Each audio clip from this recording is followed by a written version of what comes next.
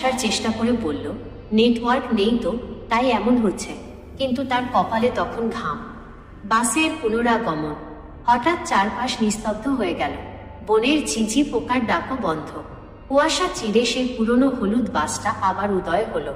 হেডলাইটের আলোটা যেন ঠিক আলো নয়, পচা লাশের চোখ থেকে বের হওয়া এক মরা জোছনা। বাসটা তাদের গাড়ির সামনে এসে ধীরগতিতে থামল। আদিত্য লক্ষ্য করল, বাসের ড্রাইভারের জায়গায় কেউ নেই, স্টিয়ারিংটা নিজে নিজেই ঘুরছে। কিন্তু বাসের পেছনের সিটে তিনটি পরিচিত মুখ দেখা যাচ্ছে, অয়ন, সুমিত আর রাইমা। তারা জানালার কাছে মুখ ঠেকিয়ে ফ্যালফ্যাল করে তাকিয়ে আছে।